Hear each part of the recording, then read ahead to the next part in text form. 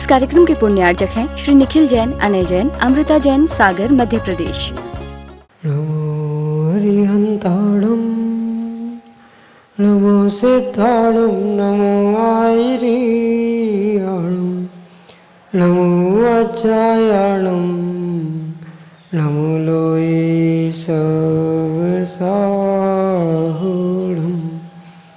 अनंत अनंत सिद्ध प्रविष्टि भगवान की परम पूज्य आचार्य भगवान गुरुवर विशुद्ध सागर जी मुनि महाराज जी की, परम पूज्य मुनि श्री सुप्रभ सागर जी महाराज जी की,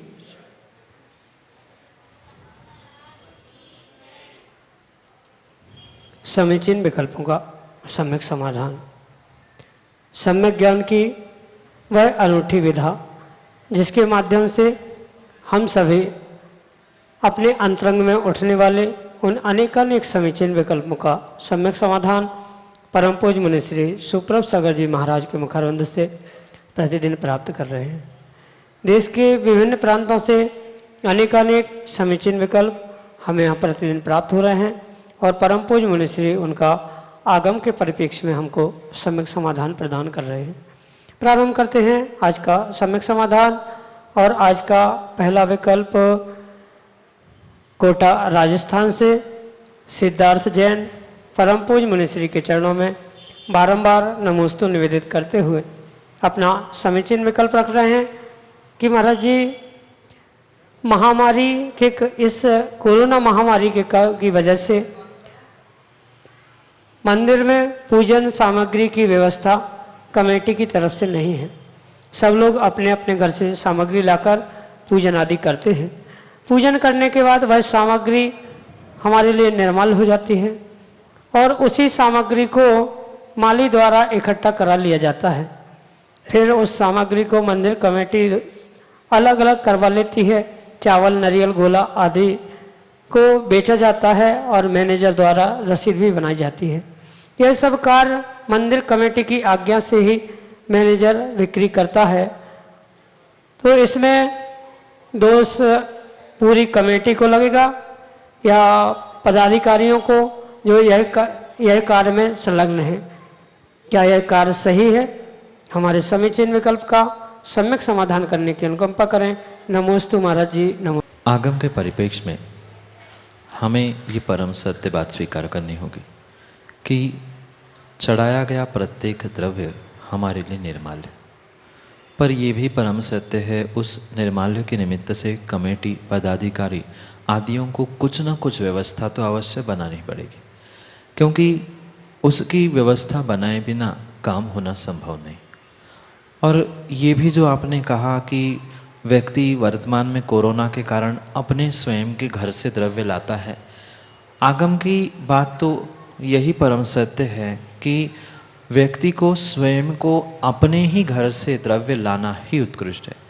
ये वर्तमान में प्रारंभ की गई व्यवस्था है कि मंदिर में ही द्रव्य रखी रहती है, एक साथ पुजारी उसको धो के व्यवस्थित थाली आदि लगा के रखता है, पर वास्तविकता यही है कि प्रत्येक श्रावक को अपनी स्वयं की ही सामग्री द्रव्य लानी चाहिए और अपनी ही द्रव्य सामग्री को स्वयं ही प्राशुक शुद्ध आदि करते हुए उसका ही प्रयोग अपनी पूजा आदि के लिए करना चाहिए।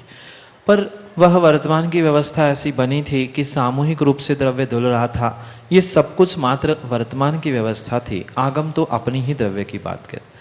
और साथ में ये मैं भी कहना चाहता हूँ कि जो निर्माल्य वस्तु थी यानी चढ़ाई हुई सामग्री थी, वह परिपूर्ण रूप से वह जो व्यक्ति चढ़ा रहा है उसके लिए निर्माल्य है और वह कमेटी आदि आदि के निमित्त से एक व्यवस्था के नाते उन्हें कुछ ना कुछ व्यवस्था बनाने आवश्यक है। तो वह जिम्मेदारी कमेटी की, पदाधिकारी आदि आदि की होने के कारण से वह उनका निर्णय ही तात्कालिक उस क्षेत्रीय परंपरा आदि को देखकर ही समझने की आवश्यकता। पर आगम में ये भी कभी कहीं नहीं लिखा है कि उस द्रव्य को बेचकर उसके पैसे पुनः मंदिर आदि में लगाएंगे तो वह पुनः निर्माल्य को ही हम मंदिर में लगा रहे हैं। उस द्रव्य को किसी माली, किसी अन्य व्यक्ति को देना, ये तो फिर भी समझ में आता है, पर उसको बेचते हुए जो उसके निमित्त से पैसे आदि लेने की जो भावना है, या पुनः उसको बेचने से यानी श्रीफल भेला आदि बेचने से पुनः अगर पैसे इकट्ठे करके इसका प्रयोग मंदिर आदि में किया जा रहा है, तो वह परिपूर्ण रूप से दोषपूर्ण ही है, पाप का ही कार्य है। चढ़ाने वाले श्रावक ने जैसे निर्माल्य को छोड़ दिया था, ऐसे ही उस कमेटी के मेंबर या पदाधिकारी आदियों को भी यही निर्णय करने की आवश्यकता है कि जैसी व्यवस्था पुराने ज़माने में चलती थी कि मंदिर का जो माली होता है उसके नाम से ही वह सामग्री होती है, वह उसको ले जाता था। ऐसी अगर व्यवस्था हो तो वह उत्कृष्ट है, पर आगम के परिप्रेक्ष्य में उसे बेचकर उसका प्रयोग पुनः मंदिर आदि के लिए या मंदिर कार्यों के लिए करना किंचित भी उचित नहीं है। इसलिए श्रेष्ठ कार्य माली आदि को जो पूर्व परंपरा चलती थी उस अनुसार माली को ही देना व्यवस्था के रूप में आवश्यक है, पर अन्य कोई भी व्यवस्था आगम के परिप्रेक्ष्य में सत्य नहीं है। यही आपके लिए सम्यक समझ। अगले समीचीन विकल्प के लिए हमारे सामने हैं जबलपुर मध्य प्रदेश से प्राची जैन अपने समीचीन विकल्प के साथ। हे गुरुदेव, नमोस्तु नमोस्तु नमोस्तु।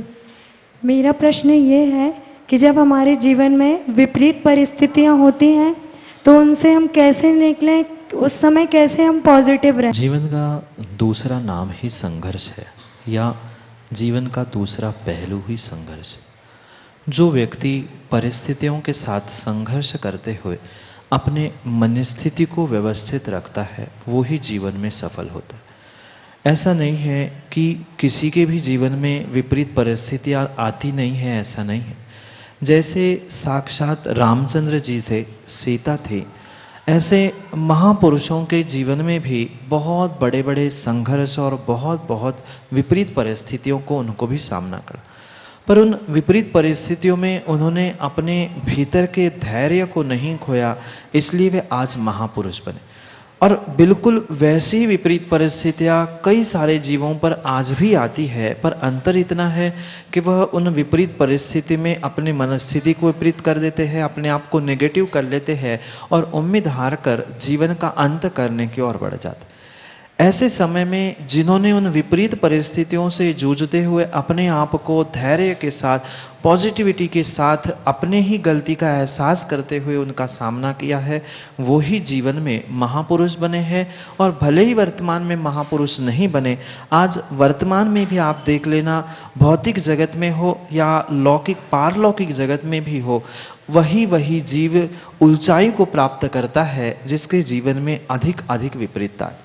आप ये भी बात समझना, 24 तीर्थंकर भगवान के में भी अगर सबसे अधिक प्रिय या सबसे अधिक पूजने वाले कोई भगवान है तो वे पारसनाथ भगवान हैं, जिनके जीवन में कितनी सारी विपरीतता और कितना उपसर्ग घनघोर उनने सहन किया।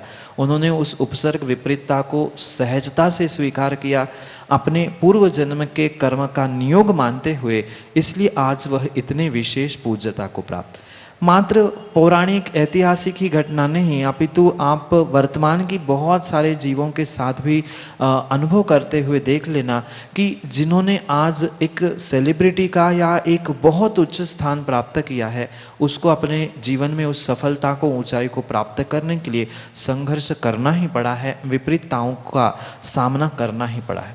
जो अपने पूर्व जन्मों के कर्मों का ही फल मानते हुए वर्तमान में अपने आप को संभालने का पुरुषार्थ करता है और विशेष करके देवशास्त्र गुरु के चरणों की चरण निश्रा में रहते हुए उनसे पल पल धैर्य बांधता रहता है, नियम से वो जीवन में सफल होता है। क्योंकि जब रामचंद्र जी, आदिनाथ भगवान, पारसनाथ, महावीर स्वामी जैसे महापुरुषों के साथ भी विपरीतता आई थी, फिर हम तो किस खेत की मूली। इसलिए ऐसा ही चिंतन करते हुए जब कर्मों ने उन्हें नहीं छोड़ा, फिर हमें कैसे छोड़ सकते हैं। ये कर्म मैंने ही किए थे, वह आज मात्र उदय में आ रहा है, ये निर्णय करते हुए आने वाले समय के लिए अगर हम शांत और धैर्यता को प्राप्त करेंगे तो नियम से हमारे भीतर की नेगेटिविटी पॉजिटिविटी में बदलकर हम धैर्य के साथ उस परिस्थितियों का सामना करेंगे। पर आवश्यकता पुरुषार्थ करने की परिस्थितियों पे नहीं है, अपनी मनस्थिति पे है।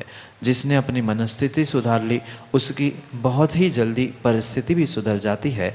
यही आपके लिए सम्यक समझ। अगले समीचीन विकल्प के लिए वर्धमान कॉलोनी सागर मध्य प्रदेश से हमारे सामने हैं अमृता जैन। नमोस्तु नमोस्तु नमोस्तु।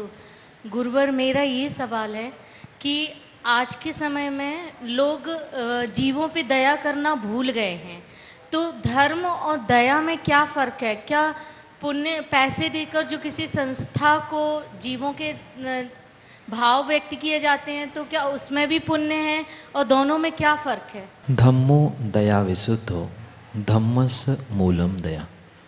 इन सूत्रों के द्वारा आचार्य भगवंत कहना चाहते हैं कि वास्तव में धर्म वही है जो दया से युक्त है, या दया को ही धर्म का मूल कहा है, आधार कहा है।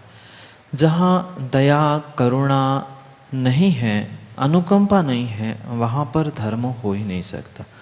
जो वर्तमान में बहुत सारे जीवों का ये कहना और ये मान्यता है कि धर्म के लिए तो हम जो चाहे कर ले, धर्म के लिए युद्ध भी कर ले, धर्म के लिए झूठ बोले, धर्म के लिए हिंसा करे, ये किंचित भी हमारे तीर्थंकर भगवान और आचार्य भगवंत का अभिप्राय है ही नहीं। वे तो परिपूर्ण रूप से इस धर्म को दया रूप ही स्वीकार करते हैं। जैसे कि कई बार आपने सुना भी और बोला भी होगा कि अहिंसा में ही धर्म की जय। अगर विश्व में सबसे बड़ा कोई धर्म है तो ये अहिंसा में ही दया करुणा का ही धर्म है। बाकी क्रिया भिन्न विषय है, क्योंकि प्रत्येक संप्रदाय की धर्म की क्रिया भिन्न भिन्न हो सकती है, पर विश्व धर्म कोई है तो यह दया अहिंसा का ही विश्व धर्म है, अन्य कोई भी विश्व धर्म नहीं। ऐसी दया आदि करने वाली संस्था को मात्र पैसे देने से हमारे धर्म का पालन हो जरूरी नहीं है। अगर हम दया को करुणा को अपने हृदय में धारण नहीं कर पा रहे हैं और मात्र पैसे है हमारे पास, हमने किसी ऐसी संस्था को दे दिया जहां पशुओं पे दया की जाती है, इंसानों पे दया की जाती है, तो ये वास्तव में धर्म नहीं है।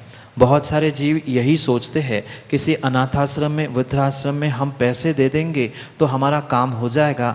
ऐसा नहीं है, क्योंकि जो आपने वृद्धाश्रम में पैसे दिए थे और घर की माता पिता को आप नहीं संभाल पा रहे हो और वहाँ दान में दे रहे हो, तो वह दया नहीं आए। किंचित भी उसे दया धर्म नहीं स्वीकार किया। दया तो वो होती है जो प्रत्येक जीवों के प्रति होती है, और उस दया को करुणा को किसी भी प्रकार से पैसे धन संपत्ति आदि में तोला नहीं जा सकता। दया तो भीतर की परिणति थी, और उस दया के कारण से हम सहयोग कर सकते हैं, दान कर सकते हैं, यह भिन्न विषय है।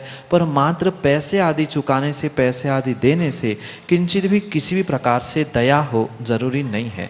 क्योंकि जहाँ दया है वहाँ कहीं ना कहीं जितनी शक्ति है उसके अनुसार व्यक्ति धन हो, संपत्ति हो या समय हो, किसी ना किसी का वह त्याग करते हुए दान करेगा। पर ज़रूरी नहीं है कि वह दान कर रहा है तो दान के साथ उसकी दया हो। दान करते समय मान सम्मान प्रतिष्ठा आदि आदि का भी विकल्प हो सकता है, पर इन विकल्पों से रहित होकर जो धर्म का मूल कहा है, जिसे धर्म का आधार कहा है, ऐसी दया को ही हमें प्राप्त करने की आवश्यकता है। और दया भी ऐसी नहीं कि किसी विशिष्ट जीवों पर हो। परिपूर्ण रूप से जितने जितने संसारी जीव है उन सभी संसारी जीवों के प्रति जो हमारी करुणा और दया अनुकंपा है, वास्तव में वही दया कही है, जिसका दिखावा नहीं है। भीतर से उर से करुणा स्रोत बहे। ये उर से जो हमारा करुणा दया का परिणाम चल रहा है वही दया है, और उसे ही धर्म कहा है। दया और धर्म कोई भिन्न भिन्न परिणति नहीं है, अपितु उस धर्म का ही भाग है और धर्म का ही जड़ मूल कोई है, तो ये दया है। यही आपके लिए सम्यक। सीनू जैन, मानपुर, उत्तर प्रदेश से अगले समीचीन विकल्प के लिए हमारे सामने। श्री के चरणों में त्रैवार नमोस्तु नमोस्तु नमोस्तु। श्री हमारा समचीन विकल्प कि अगर हम किसी ग्रंथ का स्वाध्याय शुरू करते हैं और वह ग्रंथ हमारी समझ में नहीं आता है, तो क्या उस ग्रंथ को हम बीच में छोड़ सकते हैं? हमारे समचीन विकल्प का सम्यक समाधान करने की कृपा करें। नमोस्तु गुरुदेव। नमोस्तु। स्वाध्याय परमम तपा।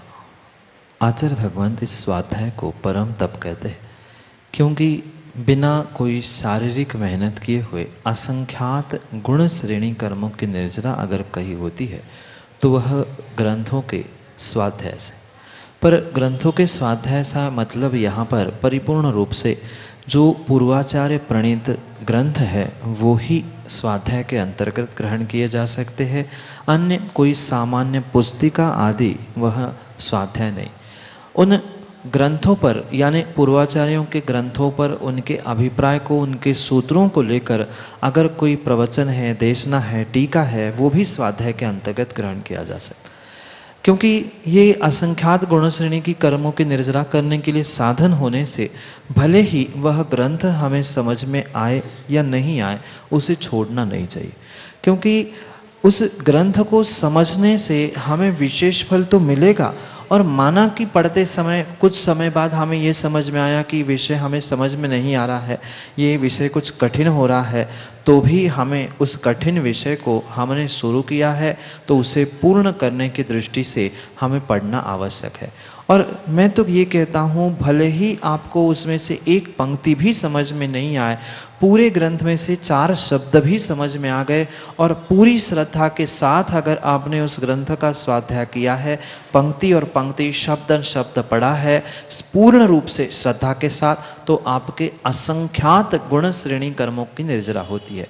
यानी एक समय में अगर 10 कर्मों की निर्जरा हो गई, दूसरे समय में असंख्यात गुना यानी 10 को असंख्यात से गुना करने से, तीसरे को और उससे गुना करने से, इतनी गुणित प्रत्येक समय में कर्मों की निर्जरा होती है। समझने का फल हमें विशेष मिलेगा, हम उन क्रियाओं में अपना सुधार करेंगे, हमारा अज्ञान दूर हो जाएगा।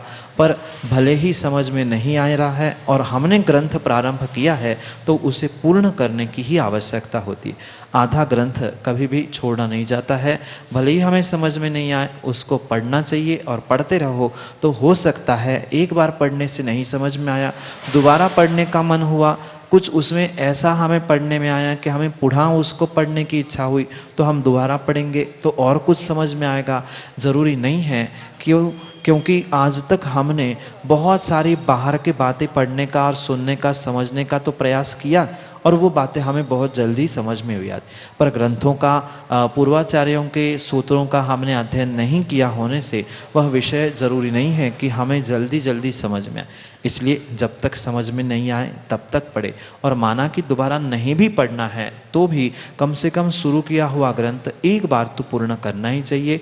उसको आप अवश्य ही पढ़ना, भले ही समझ में नहीं आए, पर असंख्यात गुण श्रेणी कर्मों की निर्जरा तत्काल आपके उस स्वाध्याय से होती है। इसलिए अधूरे ग्रंथ को ना छोड़ते हुए, नहीं समझ में आए तो भी आप पढ़ते रहे, कर्मों की निर्जरा के लिए, पुण्य की प्राप्ति के लिए, यही आपके लिए समय समय। अगले समीचीन विकल्प के लिए हमारे सामने हैं आयुष जैन, सिद्ध क्षेत्र आहार जी, मध्य प्रदेश से, अपने समीचीन विकल्प के साथ। मुनीश्वरी जी, मेरा आपसे ये विकल्प है कि जो आप प्रवचन के लास्ट में व कभी भी बोलते हैं कि समय पर किया गया कार्य समय को ही दिलाता है, तो मुनीश्वरी जी इसका अर्थ क्या है? कृपया इस समीचीन विकल्प का समाधान कीजिए। नमस्ते महाराज। एक शब्द के अनेक अर्थ हुआ करते हैं। जो समय का एक ही अर्थ हमने समझा है उसका अर्थ काल है, पर समय का मात्र अर्थ काल नहीं है, टाइम नहीं है, अपितु समय का अर्थ आत्मा भी है और समय का अर्थ जिनवाणी भी है। जो यह वाक्य बार बार आपने सुना है कि समय पे किया गया काम समय को दिलाता है, तो पहला जो समय है वह कालवाचक है, वह टाइम के लिए बताया है कि अगर हमने टाइम मैनेजमेंट करते हुए प्रत्येक कार्य समय पे किया है, यानी जो जिसका काल कहा है, चाहे श्रावक की अपेक्षा से हो, साधु की अपेक्षा से हो, जो जो आगम में आचार्य भगवान ने सबके लिए व्यवस्था टाइम मैनेजमेंट बताया है, उस टाइम मैनेजमेंट के अनुसार अगर हम समय की व्यवस्था, काल की व्यवस्था को समझते हुए काम करेंगे तो नियम से हम समय यानी आत्मा को, समय यानी आगम को प्राप्त करते। अगर पहले शब्द का अर्थ हमने समय यानी जिनवाणी, आगम अर्थ किया तो वह भी इसी प्रकार से समझने योग्य होगा कि जो हम समय पर यानी आगम के अनुसार जो जो कार्य करते हैं वह हमारा आगम पे किया गया प्रत्येक कार्य हमें समय यानी आत्मा को दिलाने वाला हो सकता है। इसलिए हम अपने जीवन में प्रत्येक कार्य समय पर ही करें। समय से पहले और समय के बाद में ज़रूरी नहीं है कि हम उस कार्यों में सिद्धि प्राप्त करें या उस कार्य में सफल हो जाए, क्योंकि आप ये बहुत अच्छे से जानते होंगे कि किसान भी होता है वह प्रत्येक महीने खेती नहीं करता है, उसका भी निर्धारित समय होता है। आप विद्यार्थी हो, पढ़ाई का भी एक निर्धारित समय होता है। परीक्षा के बाद आप 2 महीने पढ़ लेना वो कोई काम का नहीं है, पर परीक्षा के पहले 1 महीना भी हमारा पढ़ना काम का होता है। इसलिए ये बार बार इंगित किया जाता है इस सूत्र के द्वारा कि समय पे किया गया काम, यानी अगर हम टाइमली मैनेज करेंगे अपने आप को तो वह हमारे लिए समय यानी आत्मा, समय यानी आगम, समय यानी सिद्धि, इन सबको देने वाला हो सकता है। इसलिए अपने जीवन में समय की कीमत करते हुए, समय यानी काल की कीमत करते हुए, समय यानी आत्मा की कीमत करते हुए, समय यानी आगम की कीमत करते हुए अगर हमने प्रत्येक समय को समझा है, तीनों समय को समझा है, तो जीवन में अवश्य ही सफल हो सकते हैं। इसलिए ये सूत्र कई बार दोहराया जाता है और प्रवचन के अंत में भी मैं सबको इसीलिए इंगित करता हूँ क्योंकि समय पर किया गया काम समय को दिलाता है। बोली भगवान महावीर स्वामी। योगेश कानेड़ वासिम महाराष्ट्र से अगले समीचीन विकल्प के साथ हमारे सामने। मंदिर जी में हमारे क्षेत्रपाल जी है, पहले थे अभी भी है, पर मुनिराजों ने कोई मुनिराज उन्हें निकालना है तो उस वजह से निकाले, और डर की वजह से कोई श्रावकों ने उन्हें और स्थापित कर दिया।